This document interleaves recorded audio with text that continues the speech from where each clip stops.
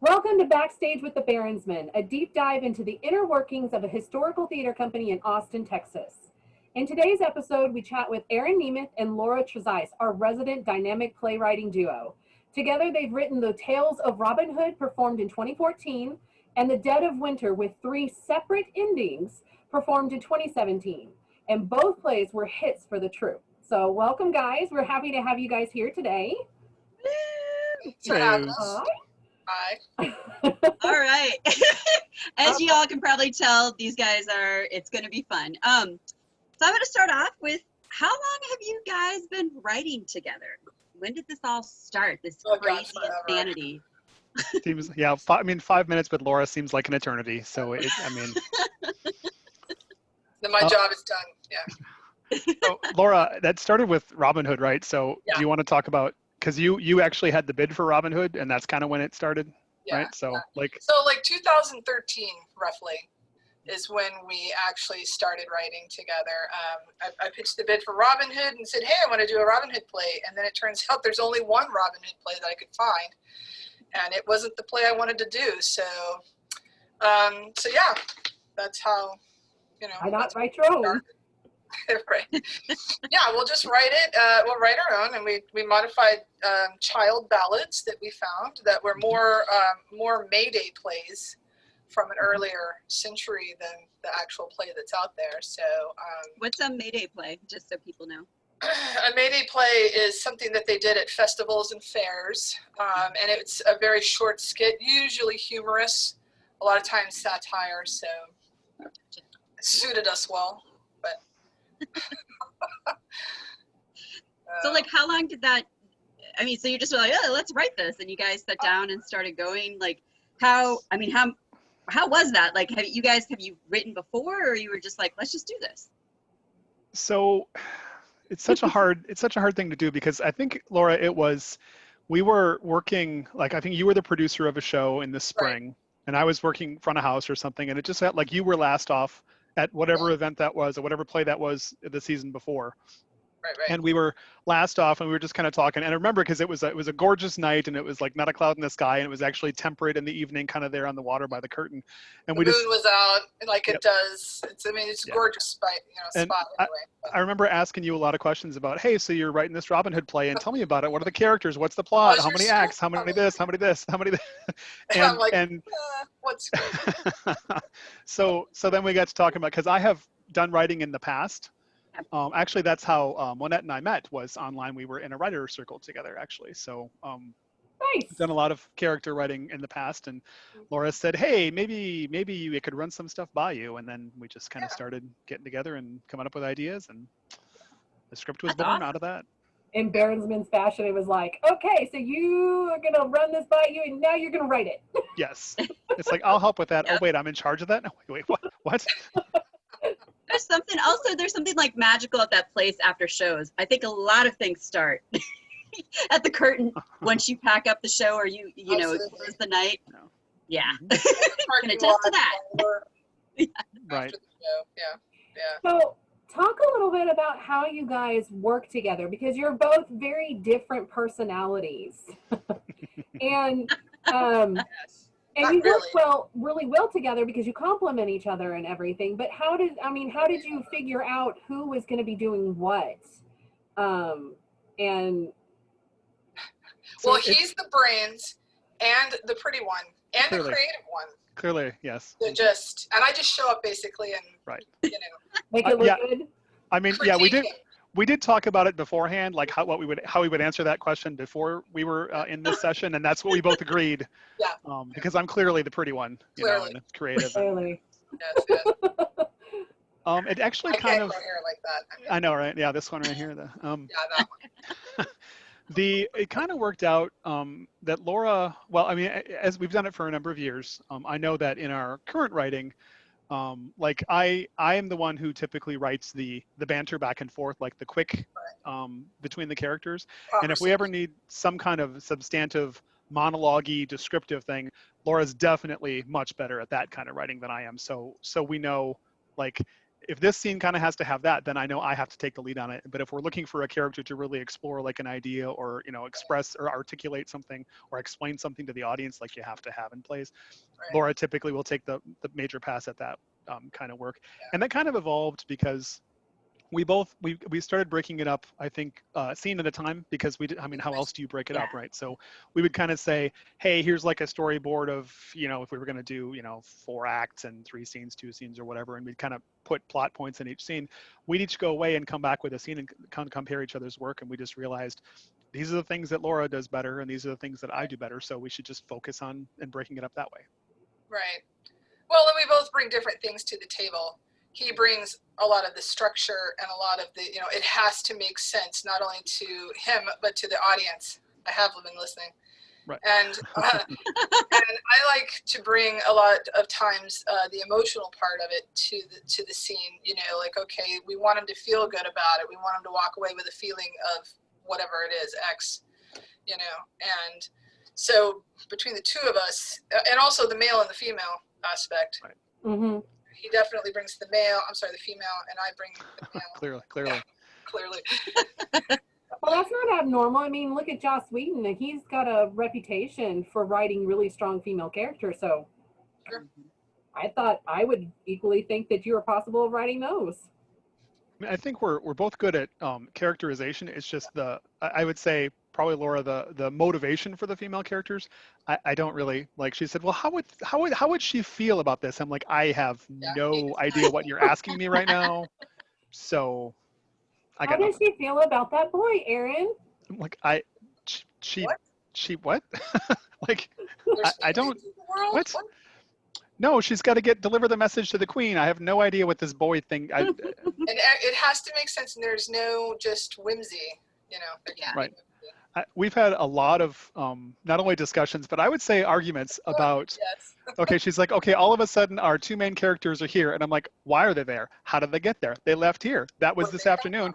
What have we been doing this whole time? Do we have to have another scene? What's the deal? Right. Do they have horses? Where are the horses? Do they have jackets? Do they have boots? What's going on? And Laura's like, oh, God, I'm going to punch you. Every damn time. I just want him to do this. Exactly. So I have a question. Because I was lucky enough to be in Dead of Winter and play Jane, and that's honestly was one of my favorite characters I've ever done, because the emotion that she goes on, all that sort of stuff, there was just enough, and then also y'all both directed it, so it was great as an actress to be able to sound things off with you, and that's what I love to do as an actor, is really get into the character. But it was just enough, I think, in your writing that I had, what I needed, but then there was still room for my own craft and development. So that was awesome. The other thing too is, how is it to see your work? Because some writers, they write, done. Other people, they write, and the whole process. Because not a lot of writers direct, but then some, they will only write and direct. They don't want anyone else to do their work. I mean, because it's at a point, I guess you kind of have to let it go. I mean, that's the challenge for many artists who are creative, is you reach a point where it's not your own anymore. So Right. Laura, you kind of took the lead on Robyn Hood, and then Dead of Winter was more mine than yours. So do you want to talk about Robyn Hood in that Sure. aspect? So I have to say, seeing your own work come to life on stage, and then further to see how the audience responds to it, especially if it's a good response. We've been very fortunate to have good responses for both of our plays, as well as not just from the audience, but from the actor's perspective. So that it's very, very rewarding in that respect. And it makes us think like, hey, we can do that again, because we just Right. liked that so much. But yeah, it was having like my childhood, dreams play out before my eyes on the stage, and because Robyn Hood was that for me, but Dead of Winter as well was also, I mean, granted, it was Aaron's like wish to write a murder mystery, and I think that's the Dead of Winter is certainly more organic than Robyn Hood was for us. We learned a lot of lessons from Robyn Hood, of course. Yeah. Yeah, Robyn Hood was the first stab at it, and we did learn a lot about how not only to put things like that together, but also how he and I operate together. Yeah. And what works best and what doesn't work best. So. I know with Dead of Winter, and I think Robyn Hood as well, Laura and I mean, those people those are the Baron's men that were in the cast, and those are our audiences that were watching and happened to be there more than once. Laura and I were always watching every minute of every show, every night. Yeah. I mean, typically I would usually sit like right in the front stage, the cattle chute, as we call it. Yep. And I would watch up there, and then sometimes we'd go up on one side to catch the view from up here. We'd go up there, just find some empty seats and watch, and it never gets old. You're just like you're laughing at the jokes. You're really appreciating the drama that the actors bring and the interactions, and you actually definitely get to see, like when you first open, maybe the actors have, you know, it's opening night jitters, and you see, oh, there's a blocking thing, and they're kind of still working stuff out sometimes. And then you watch that through to closing night, and you actually get to see not only how the actors have grown in their characters during the rehearsal process, but also during the performance process. And it's like, wow, they're doing such a better job now, but I've really, really enjoyed watching every part of it. And it never gets old. Itself. Yep, Yeah, never gets the old. process itself is great to just watch.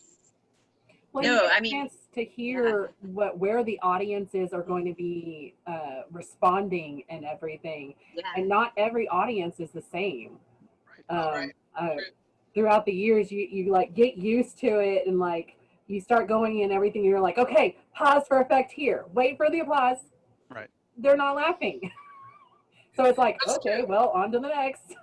But the next time, it's like Yeah. every 5 seconds, somebody is laughing and hooting and hollering. So It's funny, while we're, when we have an audience, when we're out in the audience listening to everybody, and we've done this with both the shows every night. Yep. We're always surprised. Oh, hey, that one got that joke. You Right. know. Yeah, exactly. Good Or job, or even sometimes something we didn't intend to be. I mean, it's something that Yes. we enjoyed and we put in there that we liked. We didn't intend it to be something that the actors would have to pause for laughter. We just thought it would be, Right. oh, audiences may smile, and they would break into laughter, and the actors would Yeah. have to pause, as they should. And Laura and I would just get this giddy grin because it's like we didn't even imagine that would be something that they would catch, and Exactly. It's just like, wow, it's that's awesome. so much more than we thought. And Right.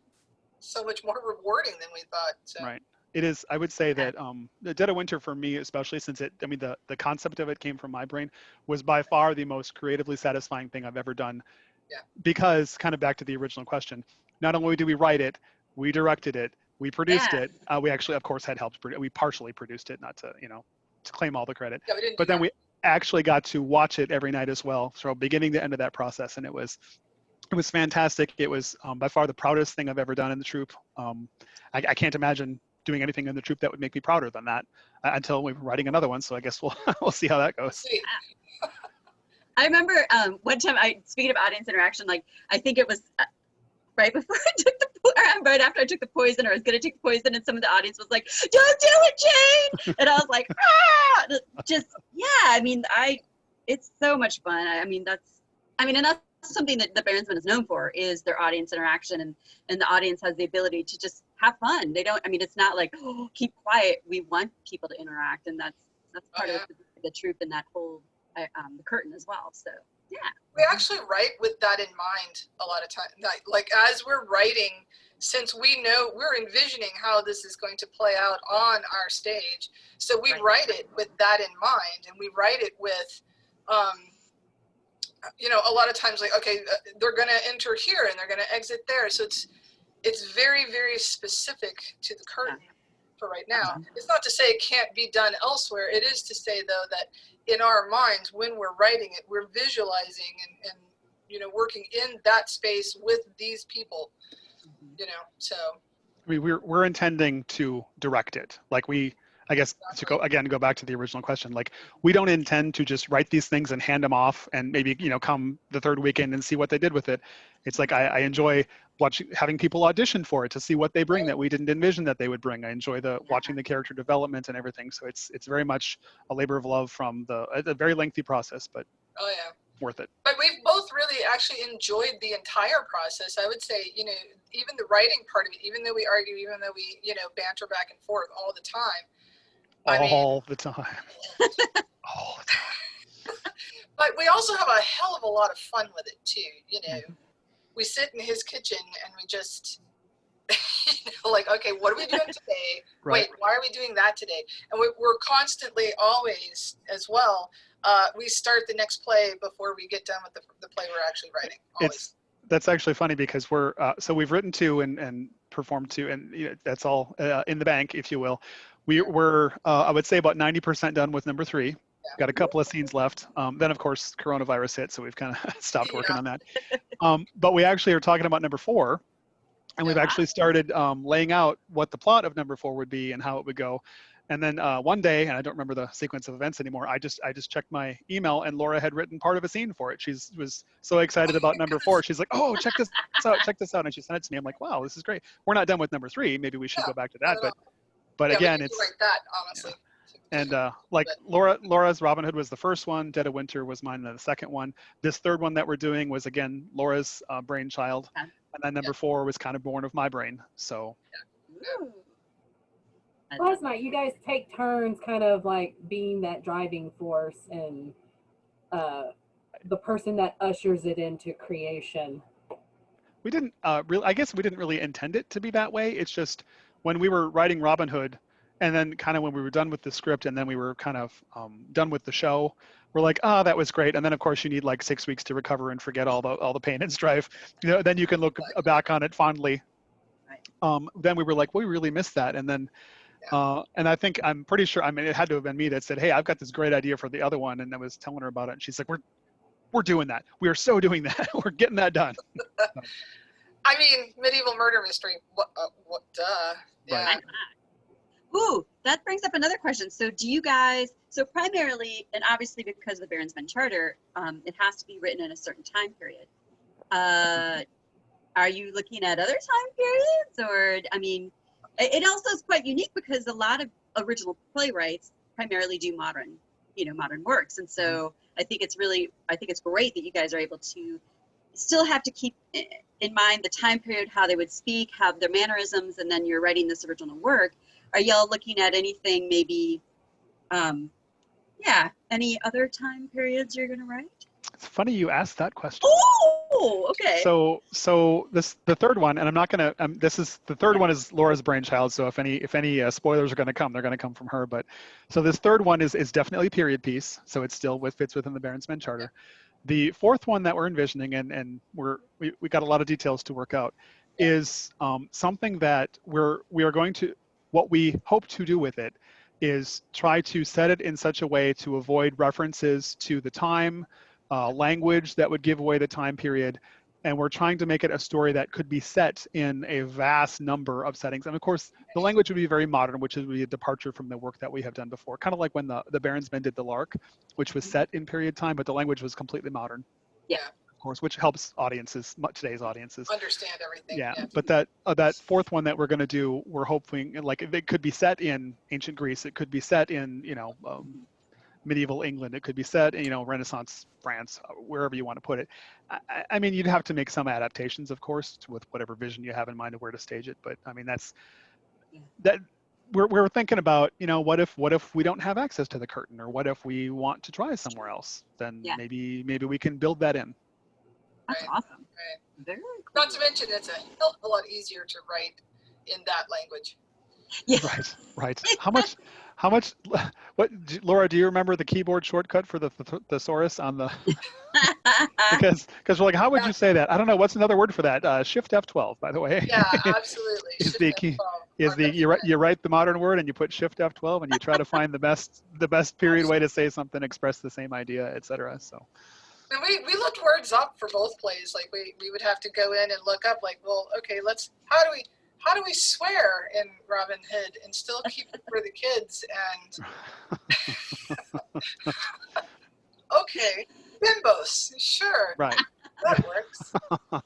Reminds me of when like Aladdin came out, and like it was for the kids, but it was clearly for the adults. When Disney started doing, the jokes that the adults got, the kids maybe didn't quite get it. So That's awesome. I remember. I mean, I've seen Robin Hood and did kind of the redo. So definitely there were some things that I was like. Aaron and I both actually have the same kind of sense of humor when it comes to that stuff. We are both Looney Tune fans, you know. Right. And so, you know, we have that in the back of our head. Like, I want to layer this with innuendo that only. Right. Yeah, I mean, you have to think about it. If you think about it, then you'll get it. If not, yeah. Then it's a happy little joke. But. Little double entendre that the actor can choose to give a knowing smirk to the audience or not when they get there. So. Oh, please, we all lean in. We all lean hard in. That's so true. Ba-dum-bum. Yeah. I can remember a couple of times where I was like, and Jackie can attest to this, where I'm sitting there and I'm reading something completely straight, and then suddenly I'm like, wait, this is a dirty joke. Like, well, yes, it is. And then I lean into it really hard during the performance, and people are all like, So I do have a question. You guys were talking about storyboarding and everything earlier. Is that like a physical storyboard? Like you have little pictures of like what you want the story to be, or is it more like just like a blurb or something, or an outline? It's that you have like laid out.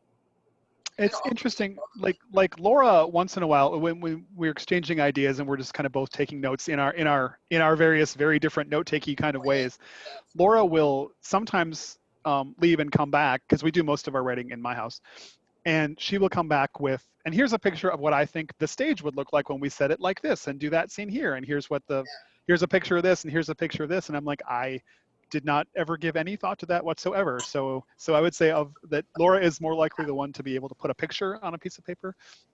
I'm definitely more like an outline person to say, these are the 3 bullet points that have to be accomplished in this scene to set up this scene. Right. So here's the bullets, and so outlining kind of is more my style. Structure, man, it's got to make sense or I'm not doing it. Absolutely, and neither will I. So right, not anymore. Do you like have so in like you see all these shows or documentaries or whatever about film directors and stuff like that who actually physically storyboard, and like they have like big boards right there, and it kind of looks like a comic book panel sort of. So is that something that you guys do, or is it more of a digital kind of thing that you guys do? Ironically, I think we have been most successful with pencil and paper, right? Because Laura has this big notebook and she just flips the page, and then I have, my little, honestly, I have them right here, the backs of envelopes that I just keep for scratch paper that I've got all over my house, and I just write notes on that. Which wait a minute, I'll find that. Okay. Yeah, no.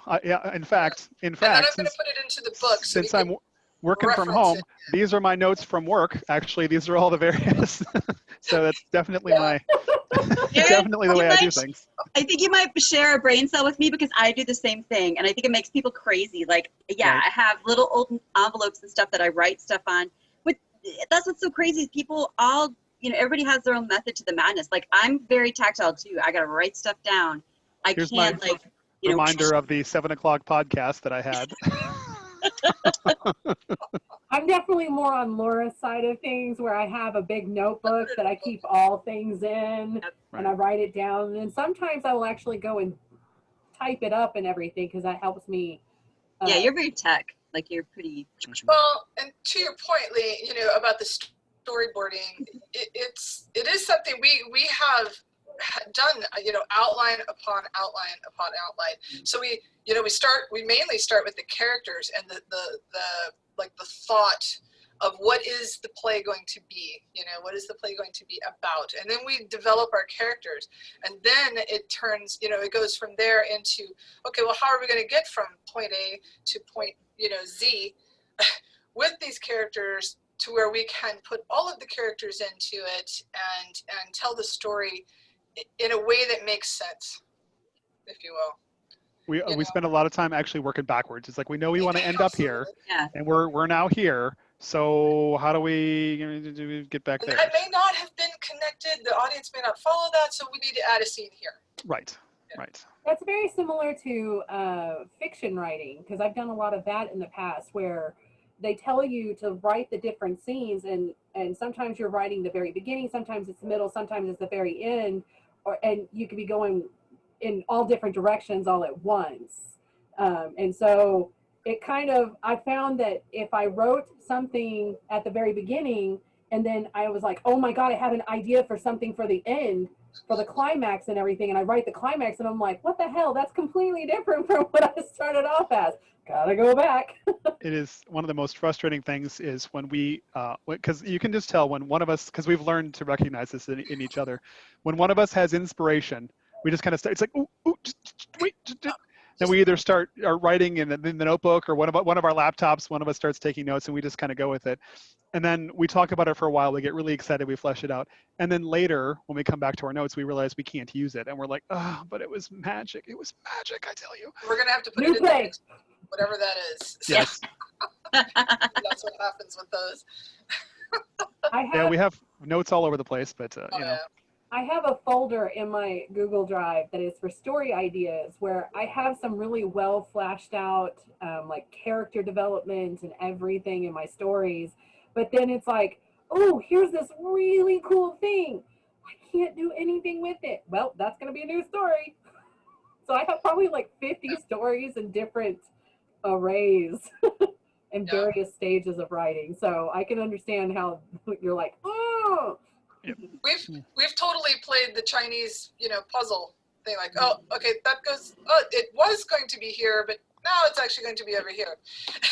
Particularly with Dead of Winter, because we were writing a murder mystery, right? So we not only had to know exactly where we were going to end up in order to build that backwards to make it make sense, but we had to make it believable enough because we had 3 different endings with 3 different killers, that all 3 of them were equally as likely to have done it, depending on the night that you saw the show. So we really had to be very careful of how you sorted all that together. Yeah, that one was probably the most difficult to arrange Right. in terms of sequencing. Would you guys do another murder mystery like that? So where that one came from, I actually have a master's degree in English, and part of that degree, my master's thesis, the thing that got me my degree, was about a mystery writer. Anna Catherine Green was her name. She was the first million-selling female author of detective fiction. She was a contemporary of Conan Doyle. And I just love that genre. Of course, no one in my class had any interest in detective fiction, so it's very unique in that regard. And I've always just really loved the concept of mystery and solving a puzzle like that. And that was kind of the idea when we realized Robyn Hood was so much fun, we wanted to do it again. It's like, oh, I would love to just actually do an original murder mystery piece. And it was kind of born from there. Would I do it again? In a heartbeat, I would do it again. I would. The thing that I would struggle with, because the Baron's Men is where we love to play, and that's our creative outlet. Is how would we do it in such a way that it was significantly different from Dead of Winter? Because I don't want to do another Dead of Winter, because I love that, and I don't want to minimize it by recreating it. Something that's almost the same. Right. So, I mean, maybe something modern. Certainly, we could explore that at some point, but. Which we're totally game for that, because he likes to write the murder mysteries, and I love to read the murder mysteries, so it works out pretty well for both of us. But I think probably modern would be a way we would go with it, more than likely. What about doing a murder mystery about a theater company who's putting on a tragedy or something, and things start happening? We can neither confirm nor deny. Right. Have we actually plotted the murder of someone who annoys us? I have no idea what you're talking about. Why would you No idea. None. Where would you get that from? Balderdash. Poppycock. Oh, go ahead, Lee. Well, no, I mean, go ahead, Jackie. Yeah, so kind of, because I know we're kind of starting to, I think we're winding down on time, but I think we always try to ask people kind of what's one of their favorite things or pie in the sky. So now what would be what's one of your favorite plays? One that you haven't written, but one that you just always love, and maybe it's something that inspires you in your own writing. And it doesn't have to be Shakespearean. Yeah. I know, I'm trying to think like, kind of like, or maybe movie. I don't know, like what's something that you, like there's certain movies that I'll watch over and over and over because they just inspire me. I don't know. It kind of goes exactly with what we've been saying in terms of my love of murder mysteries, but we own 3 copies of Clue in my house. because I came with 2, Monette came with 1, and so we have Clue all over the place. I mean, you know how that turns out. You know, that has multiple endings. Obviously, that was an inspiration for kind of what we did with Dead of Winter. But I could watch that movie over and over again. Yeah. Anytime I see it on cable, anywhere, halfway through, partway through. And, you know, what is it, Laura? Flames on the side of my face, burning, whatever on the side of my face, licking. Yes. Burn, yeah. Madeline Kahn. So. That's Madeline Kahn. Yes, Madeline Kahn. I think we both have a shared love of, you know, Mel Brooks. Okay. Yeah. Madeline Kahn for sure. But also, like, for me, it's swashbuckling. For him, it's more, well, it's more back into like Agatha Christie and things like that. You know, where you have to sort through the actual story to figure it out, and the harder it is, the better it is. So it's a solving of a problem as you're going through. It's more cerebral. Laura is definitely more action oriented. Yeah. I'm more cerebral. Cool. And just in our draw any conclusion you wish from that. But what I meant by that was in our approach to this part of our hobby life. We're all looking at the size of your head right now. Right. Yeah. The bald. Yeah, it's easy to spot. You can. Yeah. Yeah, no, we do have archetypes, I think, is the point of this that we like to follow, and that could be anything, you know, that falls into that archetype. Star Wars, you know, all kinds of stuff that falls into the same archetypes. And the 4 plays that we're doing definitely follow that pattern. Absolutely. Because, yeah. Yep. One of my favoriteest plays on the entire planet, and I know people are going to make fun of me for this, but one of my favorite movies is 1993 version of The Three Musketeers with Chris O'Donnell, Kiefer Sutherland, Charlie Sheen, and my absolute favorite, Oliver Platt. He does play a good Porthos. Oh my goodness, yes. But when you say swashbuckling, I'm like, yes. Yeah. I definitely veer towards the swashbuckling, but it's kind of the archetype there that I'm drawn to is the anti-hero. It's not just that he's they're not just good guys, or they're not just the people that do the right thing for the right reason. They may have some very questionable methods of getting to that end, you know, and they're gonna take risks, but in the end, it's gonna work out, you know. So that's what draws me to those movies. Nice. So to start closing this out, if a new somebody came to you guys and said, advise me, what advice would you give to a new playwright? What would be the number one thing that you would tell them? I think with Robyn Hood, we learned so much kind of when we were 3/4 of the way through, because I don't know that we really had stopped to consider what is the big picture here. We were too busy focusing on this little piece and this little piece and this little piece. And I definitely think that in the subsequent plays that we're working on, starting with the big picture and then focusing down into the little bits. I mean, it's fun to work on the little bits, but I would say definitely have a big idea of where you want to start, where you want to finish. And I think you'll find that a lot of it kind of fills itself into your brain. The pieces will naturally flow as you go. Yeah, I would agree with that. Also, too, you know, keep an open mind to it. Yeah. As you're going through the process, because we have certainly come across things and thought about things as we're trying to get, you know, slug through this scene. We end up thinking of other things or coming into other ideas that we really had no thought of prior to that moment.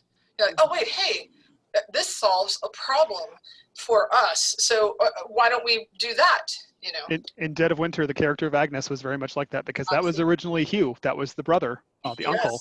And we had no intention of that being a female character. And then we were just struggling. And then like, what if this was a woman? What if this was a drunk? What if this was, and we're just, Magic. Yeah, and then it all clicked in and made sense, and it was like, oh my God, we should have totally started with it that way. Yes, yes. But it may not have, the end result may not have been the same had we started with it that way. Right. So, That's fair. yeah. So. Yeah, just if you think you're off track, maybe you're not. Maybe you're going to the track you were meant to be on. That's so true. We do have moments when we're in the middle of our writing and we get kind of bogged down, and it turns out to just get it out of your head, get it on the paper or in the computer, get it out, whatever that thought is. In any way, you have to get it out of your head. Just put it down on the page, and then we go back and whittle here and edit there and form it into what we actually wanted to say, especially when you're dealing with the language, which is the appeal of going away from that Elizabethan language, honestly. Right. But well, not only that, but